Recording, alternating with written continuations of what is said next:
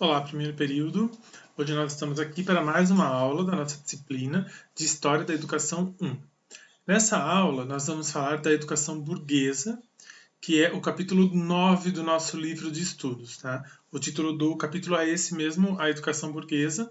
E aqui a gente fala de um período ali de grandes revoluções, por meio das quais a gente adentra na Idade Contemporânea, que é o período histórico no qual nós vivemos hoje. Então vamos lá ao nosso conteúdo. O capítulo 9, ele tem três subdivisões. Tá? Os autores eles fazem essas três subdivisões e eu trouxe a nossa aula aqui, a explicação, os meus comentários, com base nessa divisão que os autores fizeram. Então, o primeiro tópico ele fala das revoluções burguesas e a educação, ou seja, quais são essas principais revoluções burguesas que concorreram para que a gente tivesse essa mudança significativa aí no curso da nossa história e qual a implicação, quais as implicações dessas revoluções para a educação à época e inclusive refletindo até hoje. O segundo tópico fala dos sistemas públicos de educação, que nós já vimos que eles germinam, né? Eles nascem lá na Reforma Protestante, a partir de lá, e aqui em alguns países da Europa esses sistemas começam a se consolidar, e também aqui na América, né, nos Estados Unidos. E depois, por fim, os autores aqui do nosso livro, eles trazem no tópico 3, três expoentes da época, três educadores, pedagogos, pensadores dessa época que eles consideram importantes. Então é assim que os autores fazem a divisão do capítulo 9, que é esse capítulo que nós estamos estudando, e é nessa mesma sequência que eu trarei aqui as minhas colocações para vocês.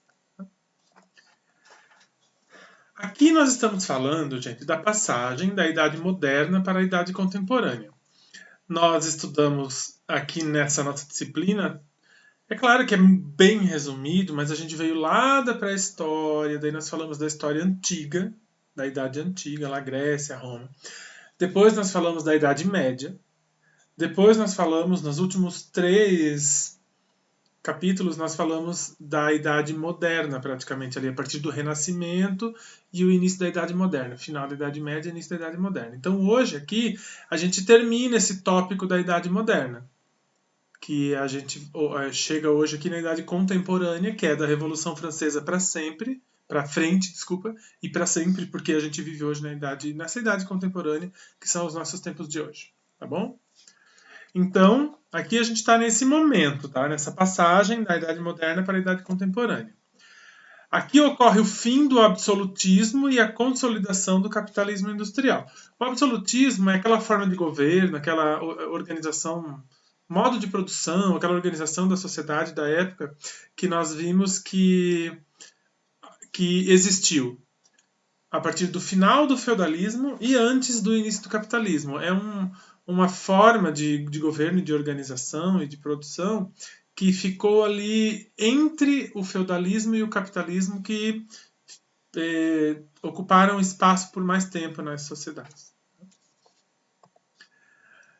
Aqui também se consolida nesse momento aquela separação entre igreja e Estado que veio nascendo lá desde o Renascimento, que nós vimos aí nos últimos capítulos. Então aqui isso se consolida bem, essa separação. A igreja não pode mais, a partir daqui, fazer parte dos governos. A igreja não pode mais governar a sociedade. A igreja pode, se quiser, governar os fiéis, mas a sociedade não equivale aos fiéis da igreja. Então essa separação começa a se consolidar e se efetivar só aqui, nesse momento.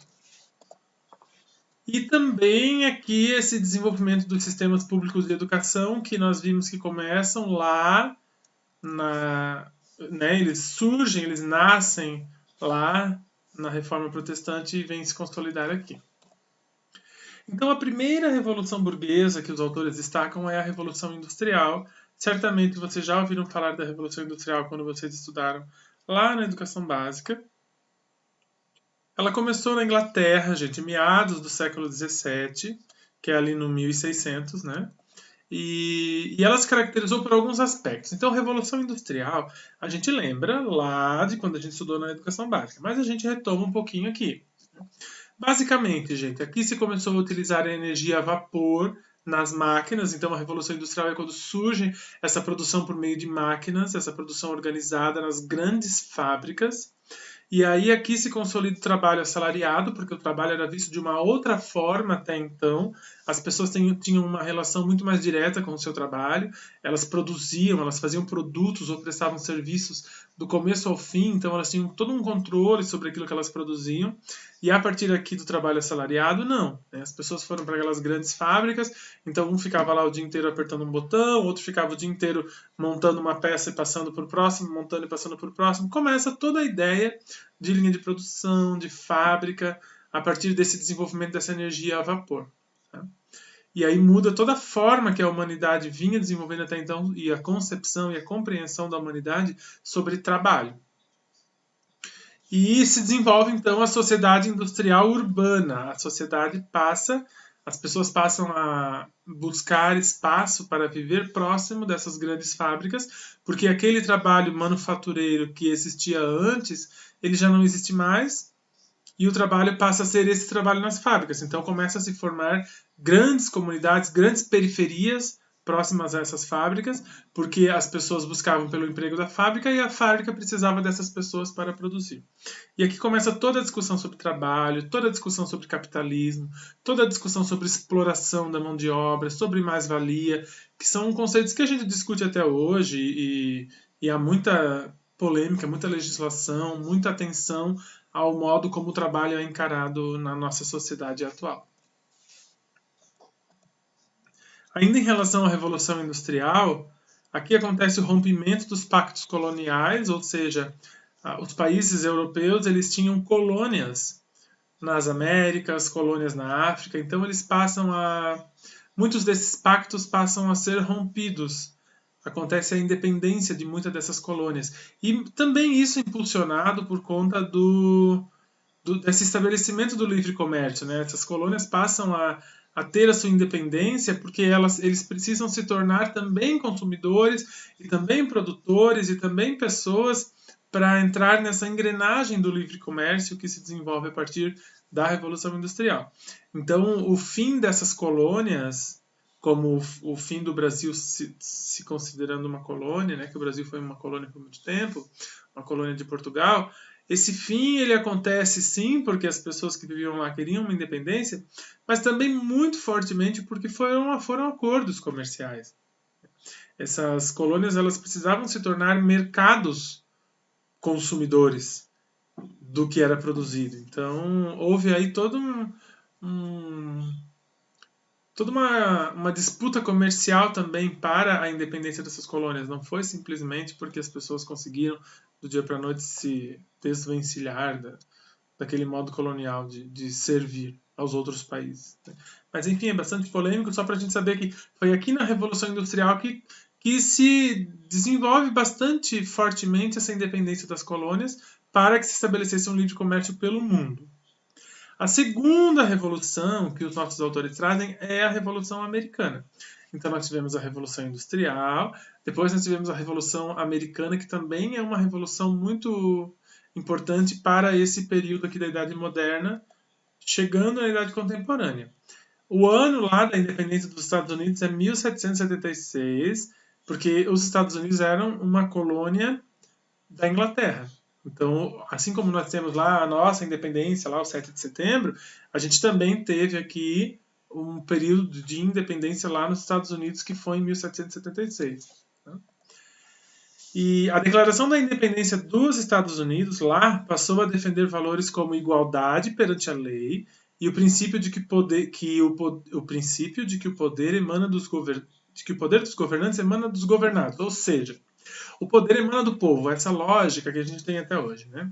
Então, essa ideia lá, para esse contexto norte-americano, surge muito fortemente a partir da independência dos Estados Unidos. Então, a Declaração de Independência dos Estados Unidos é um documento até hoje muito conhecido, muito reverenciado, e passa a defender essas evidências de igualdade, de liberdade e de que o poder emana do povo. Somos nós governados que damos poder para os governantes.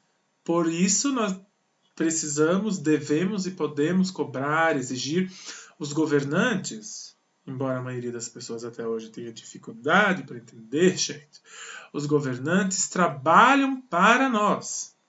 Nós, do povo, é que colocamos os governantes lá para nos representarem dentro das nossas democracias representativas, e eles vão administrar o nosso dinheiro, porque é um dinheiro público. Então, eles trabalham para nós. Infelizmente, o que a gente vê desde aqui da Revolução Americana até hoje são os governantes, quando não se portando como ditadores, que muitas vezes é o que a gente tem visto, mas mesmo que não sejam governos ditadores, eles muitas vezes são governos que parece que estão fazendo favores ao povo, ou que nós devemos algum tipo de reverência a eles. Enfim, eles tentam inverter o papel. Mas, no fim das contas, um governante é um empregado do povo. É alguém que trabalha para o povo e que deve satisfações o tempo inteiro para o povo. Esse é o papel de um governante. E isso vem lá da Declaração da Independência Norte-Americana, que depois inspira muitas outras independências de ex-colônias. É claro, inclusive o Brasil. Ainda sobre a Revolução Americana, a forma de governo adotada lá foi a República Federativa. O Brasil hoje, e a partir da nossa independência também, né, a partir da proclamação da República, também se torna uma República Federativa. Hoje nós somos a República Federativa do Brasil. As federações são os nossos estados. E a partir da Revolução Americana, outras colônias americanas também amplificaram suas lutas por libertação em relação às metrópoles, às lutas de independência. Todos os países praticamente da América do Sul, da América Latina, eles eram colônias de países lá da Europa. Inclusive, depois o próprio Estados Unidos passa a colonizar outros países também. Mas, então, os países aqui da América, eles vão seguindo essa esteira dos Estados Unidos e também muitos alcançando a sua independência em relação às suas metrópoles. E aqui, os autores trazem uma terceira revolução muito importante, que ela é definitivamente o marco temporal que diz para nós assim, ó, a partir daqui a gente pode se considerar na idade contemporânea, que são os dias de hoje, que é a Revolução Francesa, que ocorreu em 1789. Ela representou uma vitória da burguesia e uma vitória do povo em geral contra os privilégios da nobreza e do clero. Aqui, gente, tem muita gente que faz confusão, porque a gente se confunde com esse termo burguesia.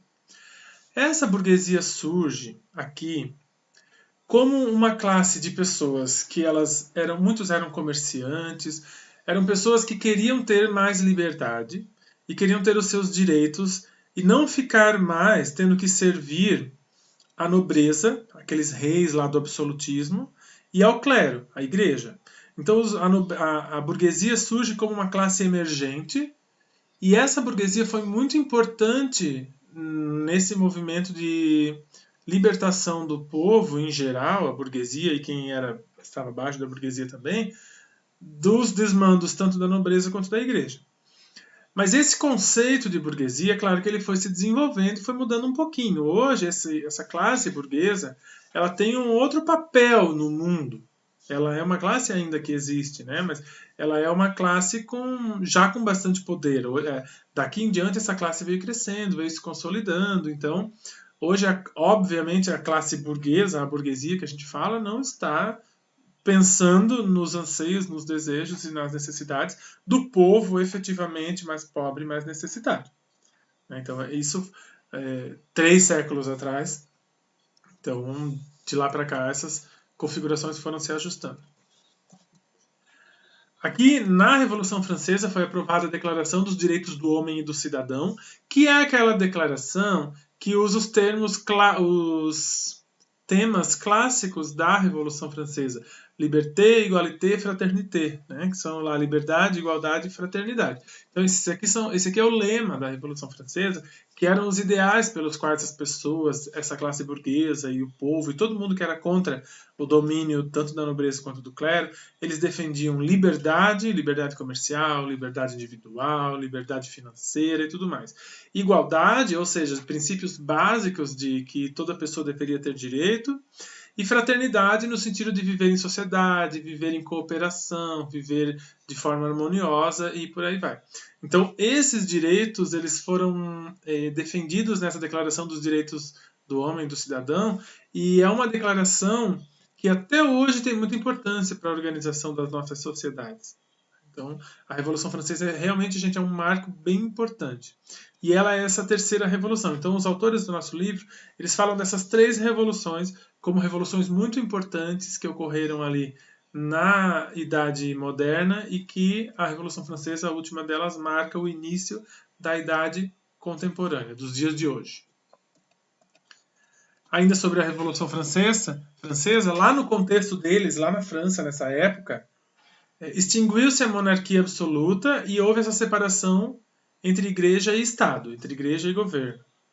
Um processo que logo se estendeu para os demais países da Europa. Então a França foi meio que o modelo nesse período. Eles é que conseguiram primeiro esse fim dessa monarquia absolutista, ou seja, o que é a monarquia absoluta, gente? É que tem lá o rei, e é o rei que manda, e o rei tem controle político, tem controle financeiro, tem controle econômico, tem controle cultural. Então, a partir desse momento aqui, isso se rompe na França e praticamente em todos os países da Europa. Ah, mas a gente ainda tem países com monarquia. Sim, mas elas não são monarquias absolutas. Por exemplo, nós temos a Inglaterra, que é muito famosa lá, a família, né, da rainha da Inglaterra, do príncipe Charles, da Lady Di, que morreu lá. Mas eles não são uma monarquia absoluta, são um outro tipo de monarquia, acho que monarquia representativa, se não me engano. Que eles têm muito mais um caráter cultural do que um caráter legislativo. Lá na Inglaterra, por exemplo, eles têm a família real, mas eles têm o parlamento. Quem decide as leis, quem define quais são os rumos do país, é o parlamento, que é o parlamentarismo, né, o sistema deles de governo, e que por meio de uma organização parlamentar democrática que as coisas são decididas. A família real é quase que simbólica. E isso existe também em outros países lá da Europa que ainda se dizem monarquistas, mas é uma monarquia simbólica, não é uma monarquia absoluta, que é uma monarquia que decide as coisas do país. Não, os países já são democráticos faz bastante tempo. E isso inicia aqui na Revolução Francesa. A Revolução Francesa inspirou também movimentos contra o colonialismo pelo mundo, inclusive no Brasil. Ou seja, a Revolução Francesa era contra a ideia de que os países europeus mantivessem outros países sob seu domínio, na forma de colônias, entre elas o Brasil. Então a gente vê aqui que é em 1789 que ocorre a Revolução Francesa, no próximo século o Brasil proclama sua independência. Então, assim, é algo que inspirou outros países, tanto os colonizadores, né, as metrópoles, quanto principalmente as colônias, no sentido de revoluções que foram desencadeadas na busca pela independência desses países. E todas essas revoluções repercutiram bastante na educação. Então é isso que os autores trazem no próximo tópico aqui do texto, e nós vamos falar um pouco agora. Diante de todas essas transformações, gente, a partir dessas revoluções, a escola, é claro que não poderia continuar sendo a mesma, porque a escola era reservada, obviamente, às elites, tinha aquelas escolas caríssimas dos jesuítas, então era uma escola totalmente elitizada. Mas essas mudanças exigem mudanças também na escola. Porque esses trabalhadores que saíram do campo, que foram morar nas cidades para trabalhar nessas grandes fábricas, primeiro, eles precisavam ser qualificados de uma forma técnica. E esse papel caiu sobre a escola. Então, para que o trabalhador soubesse trabalhar nesse novo modo de produção industrial, nessas grandes fábricas com máquinas, que era uma coisa nova para a humanidade na época, esses profissionais, esses trabalhadores precisavam ser formados. Então, primeiro teve que surgir um ensino técnico para o trabalhador já adulto, e aí a própria escola das crianças também teve que se desenvolver voltada para isso, porque é na escola que se forma o futuro trabalhador. Então a escola aqui ela passa a assumir um papel de preparar para o trabalho, que é uma situação tanto precária que a gente vê até hoje, né?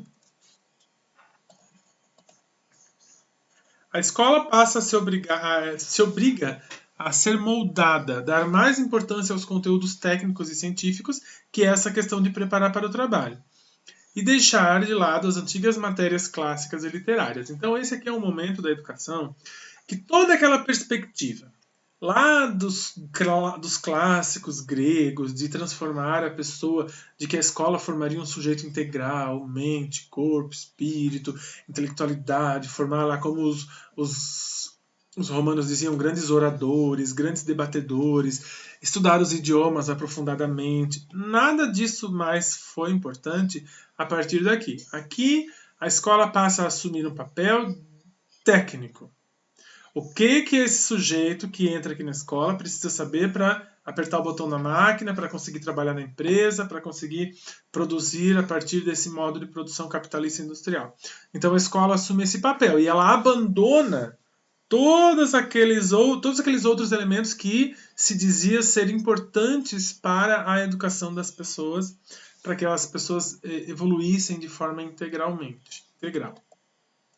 Dessa forma, gente, olha o que acontece. Ao lado daquela escola dos ricos que já existia, foi surgindo e se desenvolvendo uma escola para os pobres, reforçando a segregação social existente.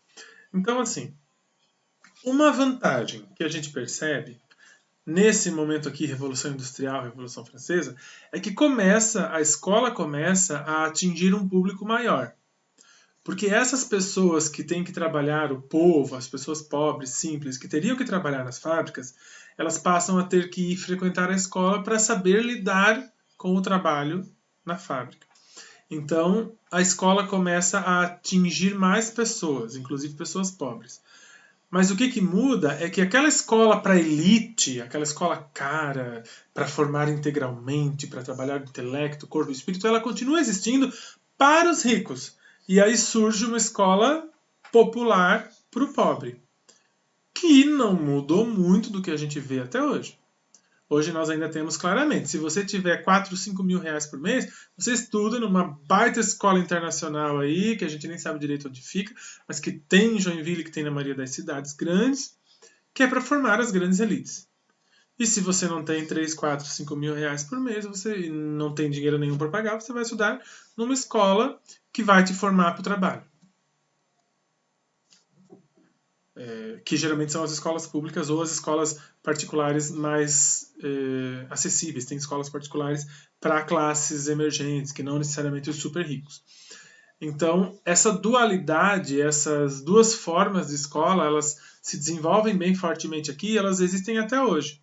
E aí é um dos grandes dilemas nossos, e aí a gente pode fazer vários debates sobre isso. Quando voltarem as nossas aulas presenciais, a gente pode conversar bastante sobre isso. Não é um dilema fácil, não precisa ter opinião formada já em relação a isso, porque é algo muito complexo. Mas é uma realidade e a gente tem que olhar para essa realidade para tentar entendê-la. E aí entra aqui o tópico dos sistemas públicos, né, gente? Os sistemas públicos de educação que se efetivam aqui nesse momento, como nós já havíamos falado. A escola única, com base comum para todos, começou a impor-se através de sistemas públicos de educação, que passaram a oferecer um ensino público, gratuito e obrigatório.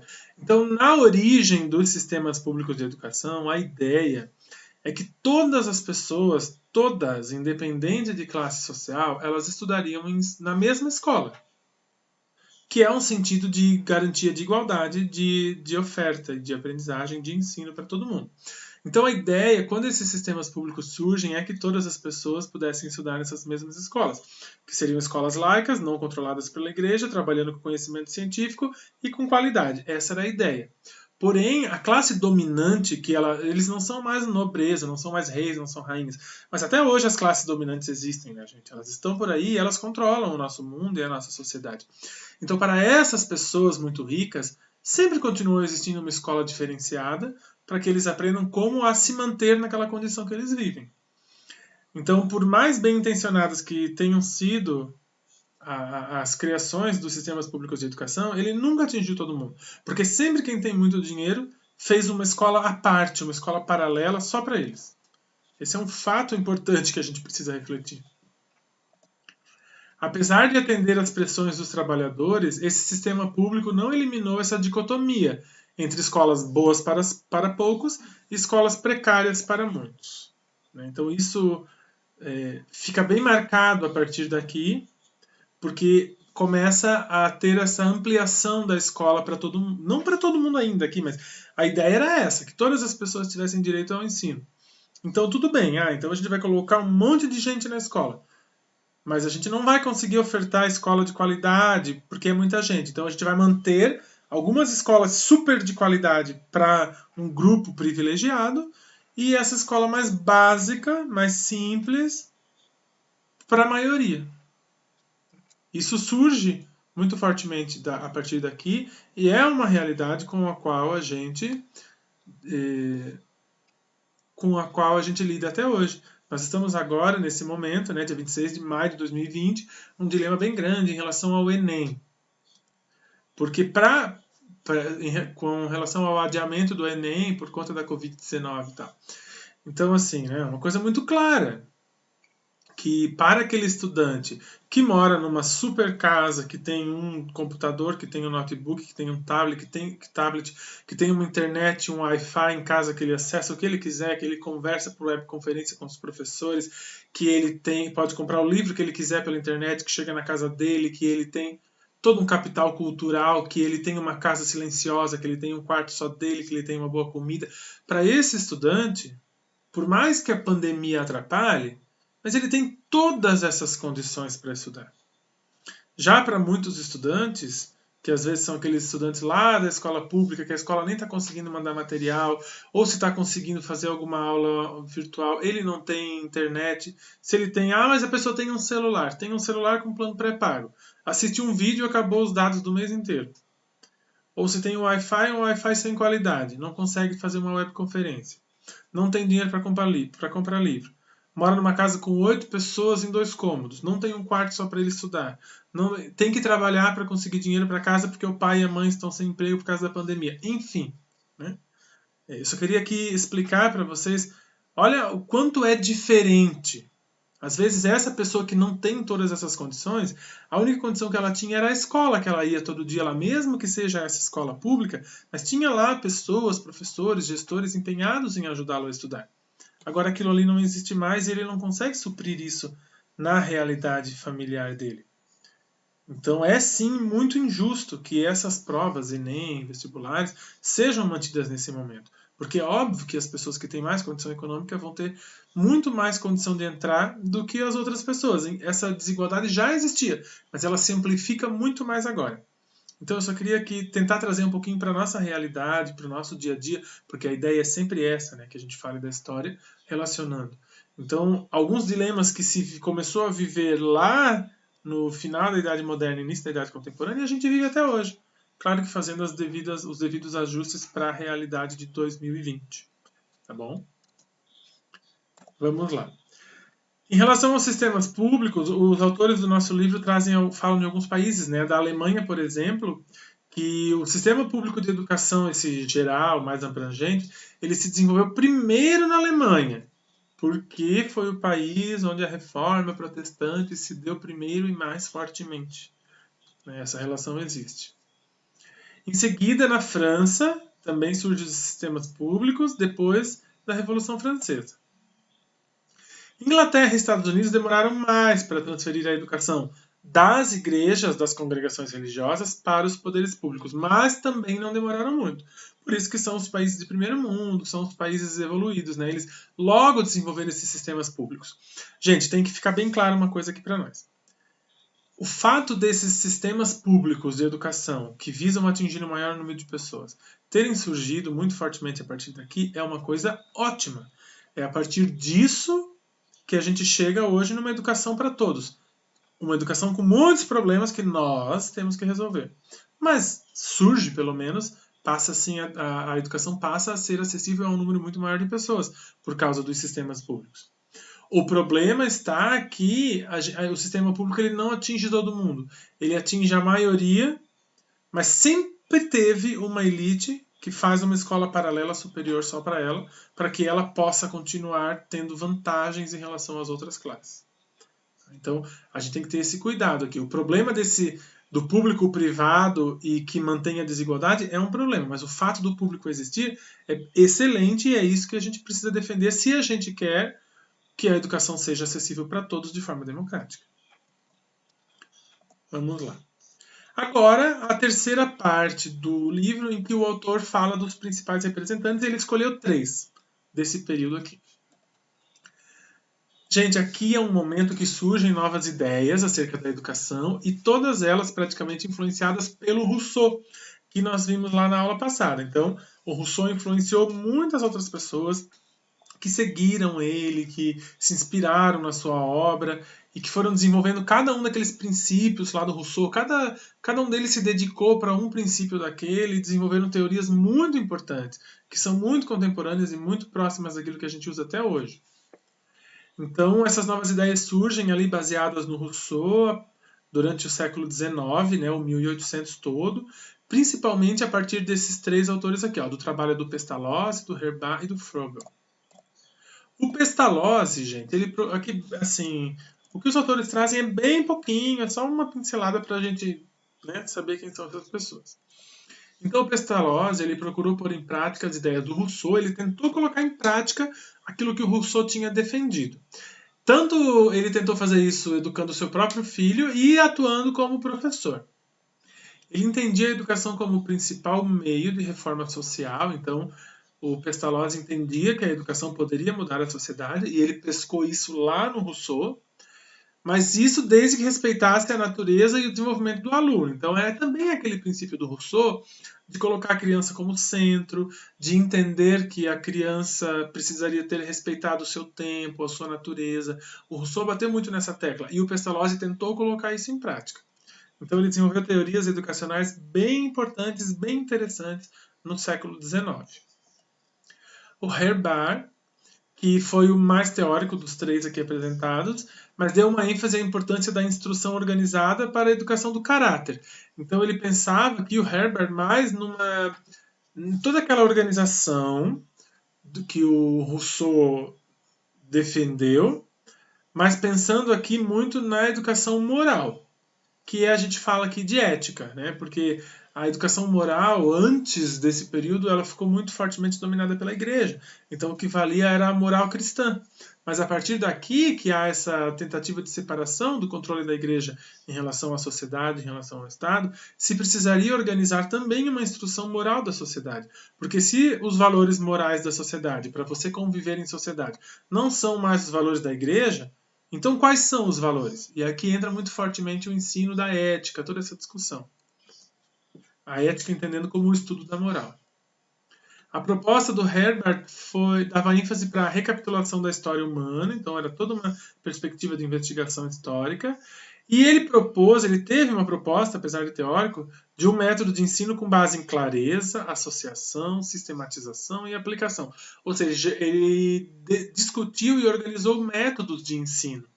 Então, se você faz aqui uma busca sobre o Herbart, né, busca ele, busca os escritos dele, você vê que ele trabalhou nessa perspectiva didática, de organização do ensino, com base nos princípios de Rousseau.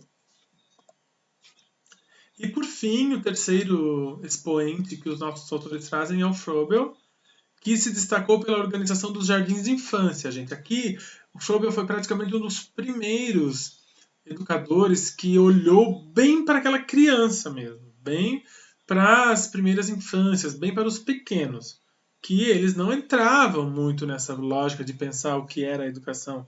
De tudo que a gente discutiu até agora, nunca se tinha se pensado no bebê, na criança bem pequena. Se falava de educação ali a partir do momento que tem que aprender a ler e escrever, dos 7, 8, 9, 10 anos. Mas não nessa educação para os bem pequenos. E o Froebel é como se fosse o pai da educação infantil. Que aí o termo jardim de infância vai surgir, que são as sementes que florescem e tal. Tem toda uma história, até uma romantização em torno disso. Mas basicamente o Froebel ele pensa a educação infantil, que é o que a gente conhece hoje por educação infantil.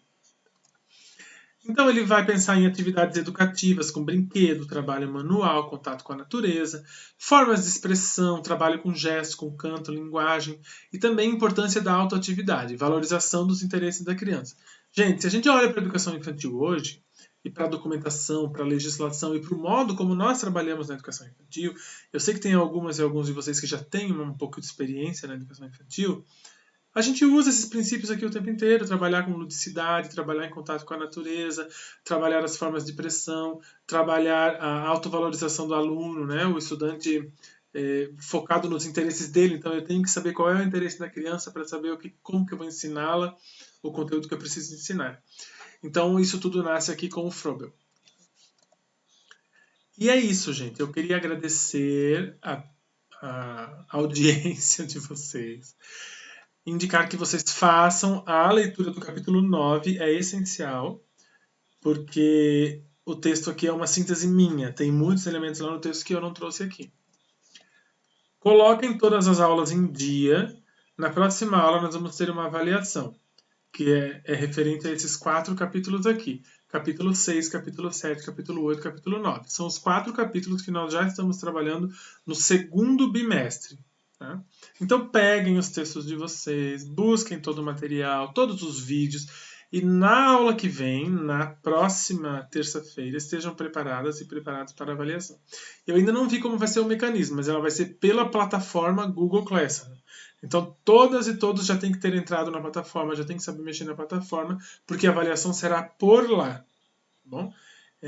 Estejam com todos os estudos em dia, tanto a leitura dos textos, quanto assistir a todos os vídeos que eu tenho enviado toda semana.